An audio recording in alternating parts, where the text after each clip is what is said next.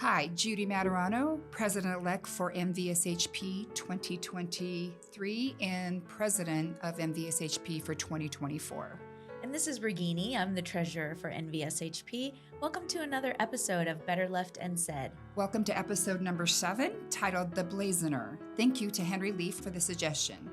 We feel so fortunate to be able to speak with a pharmacist today who's really leading a blazing path for pharmacists in the community setting. Joining us today on Zoom is Shane Jerominski.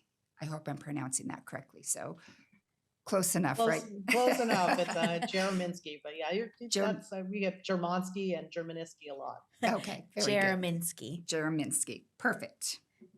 Welcome to the podcast, Shane. Thank you so much. Thank you for having me. So Shane, can you tell us a little bit about how long you've been a pharmacist and where you practice and just a little of your background? Sure. So my name is Shane Jerominski. I'm from Wilkes-Barre, Pennsylvania, and actually practicing in the state of California. I've been a practicing pharmacist for about 16 years. My first 10 years were with Walgreens and CVS in the community setting. I also did work in the hospital for a while per diem at Desert Regional Medical Center. Back when I started with Walgreens. That was back in 2007 when there was a real shortage of pharmacists in California. So there was incentives to come out here. I loved California. I was in the Navy before I started pharmacy school. So my intention was always to move back to San Diego, California. Nice. We moved to the desert because of the sign-on bonuses. And then my wife graduated the year after that. She moved out here as well. The intention was to do 3 years out here. And then life happened 5 kids later. And we never left the desert. We've been here ever since. So my first 5 years was with Walgreens, and I got a cold call from Target on one of those days where you're just kind of having like one of those moments like I need a change. Yeah. And I jumped ship and I went to Target. Target was a great company to work for. And then CVS came in and kind of changed the culture a little bit. About halfway through that time with CVS Target is when I started my online page, which is called The Accidental Pharmacist. Most of the following is on Facebook, where the old people do their social media. And it had about 3,000 followers at the time. It was just my creative outlet, a place where I could, air my intrusive thoughts and just put whatever I want and try to make the few people that followed me laugh. But I started to talk a little bit about working conditions and advocating a little bit, said the magic word unionization, and CVS was like, well, we think that you should either take this page down or find a new job. And that's how I started working for independence at that point. And 125,000 followers later, I'm still doing it and, making some changes, hopefully. Awesome. Wow. That's a great background. I think a lot of us kind of have the similar where you work for a few years and then you start to see some of the issues that become and want to make some changes. But I think from our standpoint, we are a little more fearful, but it sounds like that you've done it the right way, bringing up the issues and talking about them. So that's awesome. Yeah, that's so cool. And I can definitely relate with your comments about the desert. I moved to Las Vegas and I was like, oh, we'll kind of see how it goes. And then like 15 years later, still the desert here, grows on you.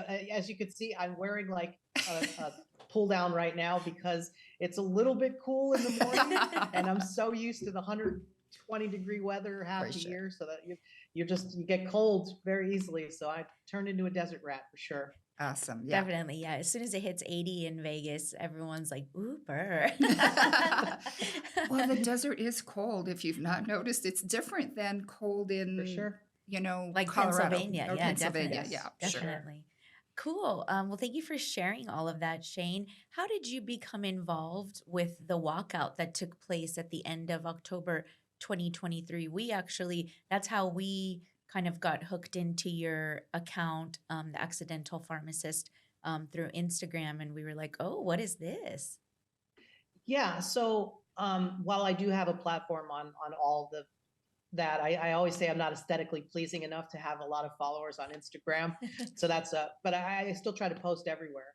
And the page, though, one of the draws, especially on Facebook, is that people can ask questions anonymously because that CVS and Walgreens and lots of the big corporation chain pharmacies have strict social media policies. Right. And there's no better place than the Accidental Pharmacist and a few other pharmacy online advocates where you can have a large poll pharmacists from across the country. So if someone wants to ask a question about Walgreens, but just fears of retaliation, they send direct messages to the page, and we post anything for them anonymously, so they can pull a bunch of pharmacists or technicians and get their responses and see if the other people are sharing the same experience.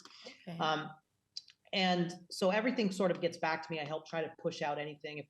I helped with passing of certain laws in California, SB 362, AB 1286. So anything that I really support, I try to push it out and let other people see it, and see if their states can benefit from it as well. So at the beginning, I thought, oh, this is big news. And the second day of the walkouts, the main organizers from Kansas City had reached out to me. And basically I said, well, let me know anything you guys want to put out as like an official statement from the walkout, anything I can do to help support it.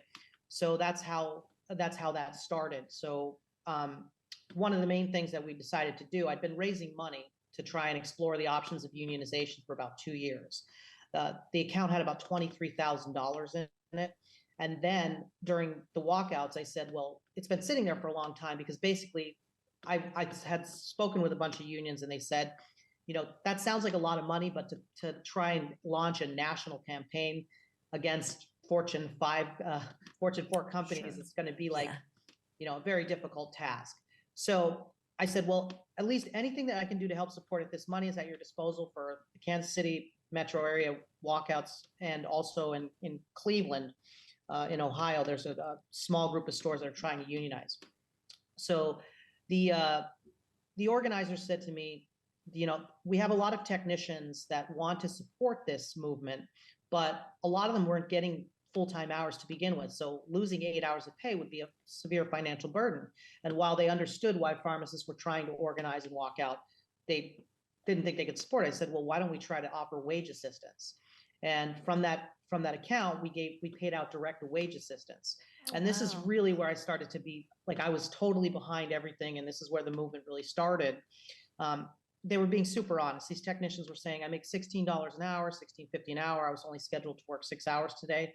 So I sent it back to them. Well, today you're getting a living wage of $25 an hour, and we're paying you for 8 hours. And as soon as we did that, in the coming weeks, we went from $23,000 to $65,000, almost $64,000 in that account. And we paid out 175 technicians across the country during Kansas City, Operation Spotlight, and Pharmageddon to help support that. Wow. And that's why every time I went on television, I was really advocating, we need to have a bottom. We need to have a basement for the minimum pay technicians deserve in this country for their skill set. And it should be more like $20 an hour. Because I was seeing at the low end about $13.50, all the way up to some outliers on around $25, but really the most common was in that $17 to $18 an hour range. Oh my goodness. Wow. So that's so interesting. Judy and I both I work in a healthcare system, and for Roseman University, which is a pharmacy school here in Las Vegas. So we were not sure about the timeline. So it sounds like you became some pharmacists had already decided to organize a walkout, and then you knew about it, but you became more involved. Kansas City, the two main organizers are in the Target channel within Kansas City metro area. And what was really the final draw for them was their stores are 64 hours open for operation. And because they're such low hanging fruit in the world of CVS and considered low volume, because they do 100 prescriptions a day and maybe 50 flu shots, they decided that all these stores were only going to get 20 technician hours total. So essentially, that's a pharmacist by themselves for a lot of the bulk of the time that these stores were open. Yeah. And anyone who works in retail or has any experience knows that even if you're doing 100 prescriptions a day, if you have patients due to therapy, if you're doing lots of walk-in vaccinations, if you are all of a sudden are stuck on the phone with the insurance company for 10 minutes, you're going to get backed up no matter what. Yeah. So even though they're not highly profitable stores in relation to some CVS's, they still had hundreds of labels on the counter, and it was just a situation that became unsustainable for them. And they just came together, and about 24 stores were closed. And I think it really captured pharmacy's attention, because it elicited a response from CVS that a lot of people were surprised about. Prem Shah, their director of pharmacy operations, flew to Kansas City. Their director of HR, Michael DeAngelis, also came there, and they really did receive some concessions from the company. And I think it emboldened a lot of pharmacists to say, hey, we have problems here. What can we do about it? Yeah, that's so great. My next question was going to be what gains, if any, were made. And thank you for providing that information about what the Kansas City pharmacists and pharmacies were able to get from their companies. That's awesome. Yeah, I definitely see when I teach students, some are a little meek, and I think in general, pharmacists, our personality is to help people, and maybe please people. So it can feel a little against the grain to take on or, try to advocate for yourself. But I'm so glad that so many more pharmacists are taking that role on. Yeah, we get that a lot from across the country as pharmacists feel like even for all they're doing, you want to perform and you don't want to feel inadequate in any way, even if the task is just impossible. Yeah. We even during the walkouts, we've had tons of support from across the country, but there were still some pharmacists that were out there saying like, we can't abandon our patients. We need to stay here. We need to do what we can. And I was just trying to say that the only pushback I have on that is I understand this was all about patient safety, and that's why this started. But do you want access to care or do you want access to safe care? And there's a big difference. And what's on the line for a pharmacist versus what's on the line for CVS or Walgreens when a mistake happens, you and I know there's a huge disparity there. Yeah, definitely. Shane, quick question for a follow-up with that is, you said that as a result of this, there's more money in that account to be able to help with wages. What's the next step? Like, where are things going at this current moment in December of 2023? Sure. So after Kansas City, there was a movement on Reddit started called Operation Spotlight. I'm not sure how familiar you are with what followed after Kansas City, but at the beginning of October, the Reddit community, which is the interesting thing about this, it was started by a Walgreens healthcare supervisor. So that's like a pharmacy supervisor within Walgreens.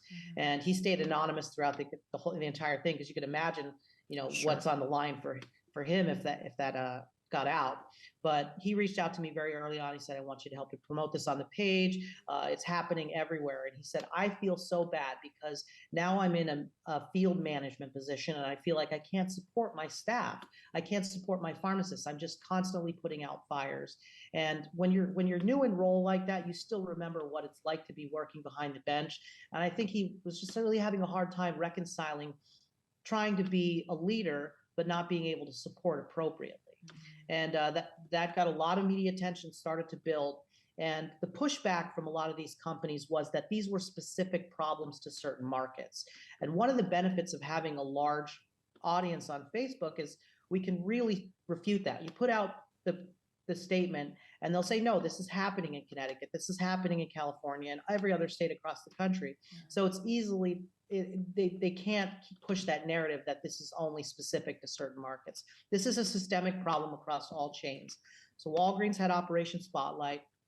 And then finally, we wanted to have something for like an event for a walkout for patient safety that would get media attention and capture media attention across the country. So Pharmageddon at the end of October, 30th to 31st in November, we did get lots of attention. And because of that, I was on television about 5 times, Fox Business, CNBC, lots of different places. And I tried to talk for that week up to it. I tried to go on every podcast that asked me to, talk to every reporter, whether it was state or local. And because of that, IAM Healthcare, which is a large international union, it's the International Union of Machinists and Aerospace Workers. I had been in talks with their smaller IAM Healthcare, which has about 10,000 union members. IAM as an international union has about 600,000. They are in lots of industries. But IAM Healthcare focuses on hospitals, lots of allied medical fields, speech pathologists, PTOT, and then pharmacists in hospitals. But the director of that, Shane Brinton, and I have been in talks for 2 years since I first started raising money. But they decided to really put in IAM after seeing us on television, realized that this team of people, not just myself, but Dr. Maurice Shaw from RX Comedy, Bled Tanaway from Pizza's Not Working, and that network, we all were working together to try and make change or have something happen, an end game from these walkouts. And they put in the resources and launched the Pharmacy Guild. So right after Pharmageddon, we launched pharmacyguild.org. On the first day, 30,000 people went to the website to fill it out. And it actually crashed the website on the first day. So that tells you the kind of response and that what pharmacists and technicians in the community practice setting feel needs to happen. So this is to help with exploring the option of unionization and also kind of building out an organizational infrastructure to help support any sort of regulatory and legislative actions on the national and state levels. Wow. I mean, that's amazing. So have you had very much communication with the bigger Walgreens, CVS? Have they reached out for any collaboration or anything at all? I mean, I'm trying to put this very politically correct. Like, have they responded at all? Well, the companies themselves know. After Kansas City, uh, they had a meeting where APHA went out there, and I was asked to go out, but it was sort of last minute where they finally gave the green light. One of the companies didn't want me to be there. They finally did give the green light, but it was kind of last minute, and I couldn't make it work with my work schedule being 7 on, 7 off. So I didn't go out for that. I've had some meetings with APHA leadership and been involved heavily in my own state association. But yeah, nothing directly from the companies, but there's a lot of exciting things that I'm not sort of at liberty to talk about until the new year. But my prediction is that by the end of the next year, we'll have plenty of stores that are already union members under Pharmacy Guild. And the first elections will be in early this year. Wow. That's amazing, Shane. I really commend your courage, because this is about standing up for what is right. Patient safety is obviously first and foremost, but also work conditions. But that takes a lot of courage to do that. And it's one of the reasons Regina and I talked, and we really were just real wanting you to come on, and we'd be happy to have you do some follow-ups come at the end of the year. I mean, first quarter of the year, but we're happy anytime you want to come on and have a conversation, because we record based upon topic, not time. So we're happy to help you in any fashion that we can. So, for sure, I appreciate it.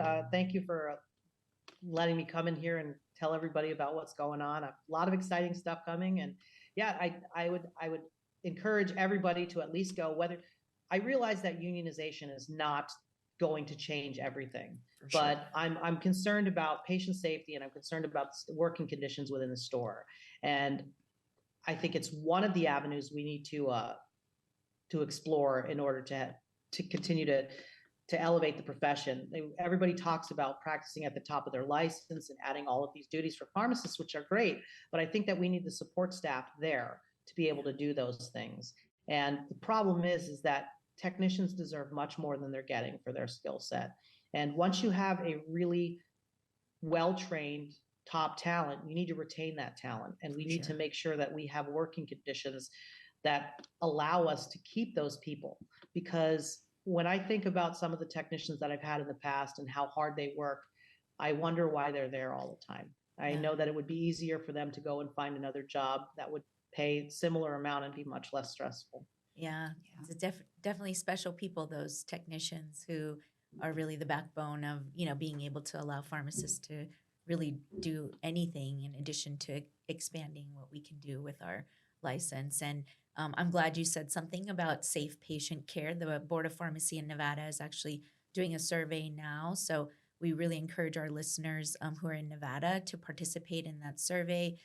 I had taken it. I mentioned it on the last episode, and it's pretty brief. It's multiple choice questions, and they're really just trying to gather data to see if, how some of these working conditions, like you mentioned, might be impacting patient care, safe patient care in the state of Nevada. So thank you for saying that, because it really aligns with what we're trying to do in Nevada as well. And we're neighbors, so we should definitely help each other out. For sure. I'll be in Nevada for the Western Pharmacy Exchange in a few months. So very cool. I'll always love a trip to Vegas. Don't think I could ever live there, but a couple days is about my limit. Yeah, well, maybe we'll have to have you in studio or something like that when you visit. Very cool. And Shane, another quick question for you. And you talked a little bit about APHA and organizations. Where do you think, as pharmacists in the state of Nevada or anywhere in the country, could get involved in organizations to be able to look at safe patient care? Like, how do you think they could get involved with that? Like, what's your recommendation? Well, my recommendation is to get involved with your national organization or your state organization. For a long time, I was really cynical about it. And I think that a lot of retail pharmacists feel that the organizations are not for them, that they're more for academics, they're more for clinical pharmacists working in the hospital. And that's not the case. And we have to advocate for ourselves. And the only way we can do that is be active. There's so many problems right now. We could spend hours talking about PBM reform. We could talk about working conditions. There's a myriad of problems that exist currently now in all areas of pharmacy. But pick one thing you can do and try to work for that and care about it or know about it, just so you could talk to your colleagues about it. And so that's the first thing I would say. I am a member of APHA. I am a member of CPHA. I try to be involved as much as possible. I know it's difficult when you're working 12 hours to want to care about pharmacy when you're outside of it. But I think the profession is worth saving. I think that our role in communities across the country is important, and we need to preserve that. And the only way we can do that is advocating for ourselves and being involved. Yeah, thank you for saying that. And in Nevada, we have Nevada Pharmacy Alliance, who's a state affiliate of APHA. But Nevada is a fairly small state. So NVSHP and Nevada Pharmacy Alliance, we really do work in tandem for legislative efforts, since our legislative session is every other year. So a lot of things, we just advocate for each other when possible. So thank you for mentioning the APHA affiliates. Yeah. I mean, at the end of the day, I think you probably both agree is we're all pharmacists. That's our foundation. And where we practice is just it's our passion for that certain practice. But as pharmacists, we became a pharmacist to help patients. And I think that having the courage like you, Shane, and a lot of the pharmacists, in Kansas City and Ohio have stood up to, the conditions that are not appropriate is probably a lack of better word. The other thing that Regina and I saw a little bit about was like just base pay for pharmacists in the retail setting, where I think some of those starting pays are like from 20 years ago. And that's a huge concern for me, mainly because, as you know, pharmacy school now is a good amount of time, and the base owing what it costs is $200,000 to $250,000 when you get out. So to not have a job and to have a job that started wages 20 years ago seems a little concerning. Oh yeah, it's super concerning when I think about what the starting rates are now versus when I started 16 years ago. It's hard to press that when you're on regular, like just doing regular media outside of the pharmacist community, because it sounds like, well, these are people with six-figure salaries complaining, but they don't understand what it takes and how much debt you incur in order to get to that position to start with, and the amount of work that you're doing. That's one of the things that I really am pushing for. And I know this is a whole separate issue, but if we're going to have the expansion of roles, if we're going to be doing health testing, if we're going to be doing a lot of these other ancillary duties that are really going to increase the bottom line for the companies we work for, there needs to be a pay structure in order for us to be able to be compensated for all this extra work. Because at the end of the day, our main job is safely and accurately checking prescriptions. Yeah. All these other things help the margins of the company, but if we're going to do them, we need to be paid for it. So that's really important. And yeah, I mean, that's why I think collective bargaining is important, because we will have, if you look at Kaiser Pharmacy, they're a coalition of unions, but their starting rate is $91 an hour. If you look at UFCW, their starting pharmacists out here are $71.50 an hour. That's just for a staff pharmacist. So I could tell you, I'm sure there are lots of pharmacists across the country that are PICs and aren't making that. Yeah. So it's really important, and that's why I think everybody should go to pharmacyguild.org and explore the options with us. Great. Yeah. Okay. Yeah, and we really appreciate, and we've learned so much from the discussion, and we hope pharmacists in our state think about some of the things that we talked about today. We'll also put the link on our podcast for the website you just talked about, as well as your Facebook. As Facebook, okay. Yeah. We are here to help, and we're here to listen. We would definitely love to have you back on probably February and kind of get an update where your work is moving towards. More so, we're just about trying to give the information out. So we're not here to judge anybody. We're here to be able to talk about what's currently happening in our profession, because if we don't fight for it, I don't know who's going to be able to fight for it. So I really, really commend your courage, and we're here to help. So let us know how we can do that. Thank you. I really appreciate it. This was a lot of fun. I can also say one of our other little side projects that a few of us online are doing. Myself and RX Comedy, Dr. Maurice Shaw. He's a stand-up comedian. He's been doing it for about 7 years. He used to work for Walgreens. I'm not sure if you guys follow him. You should if you don't. Okay. Him and I work together for a lot of things. We're actually having a cruise this summer called Pharmacists. It's in July of this 2024. Dan Schneider from the Netflix documentary is actually going to be on board. Some of the biggest online social media personalities in the pharmacy world. Delano, who is probably the funniest and largest following of technicians in the country. He has I think 500,000 followers on TikTok, and Holy he's wow. hysterical, along with the Fit Pharmacy Dad and some other social media personalities. So explore that. You guys could just look up Pharmacy. You can take a look at it. I would love to meet everybody there. So we have about 150 registrants right now, but we definitely have room for more. Awesome. That sounds so fun. Thank you. I did see that on your through Instagram. I saw a post about it and I was like, how fun. Just a bunch of pharmacists like on a cruise. There's going to be some C's and stuff, but we're trying to limit that. We're going to have a lot more pharmacy themed events that are going to be a lot more fun, and just a lot of pharmacists, great networking opportunity for sure. Definitely. And with like-minded folks, who want to try to make a difference. So thank you for mentioning that as well. Okay. Well, that's it for Better Left Unsaid. Hope you like the title of our podcast. It's kind of I do. catchy. It's kind of good. I'm a fan of dad jokes, so I love it. Yes, and thank you to Ron Herbs from Roseman University for his creative energy in taking on audio and video editing, as well as sound mixing for us. Our music is played by Damaris Morales, Just Like a Pill by Pink. Great. Thank you, Shane, and we'll talk soon. Good luck with everything, and Thanks happy very much, holidays. guys. Thanks for having me. All right. Bye.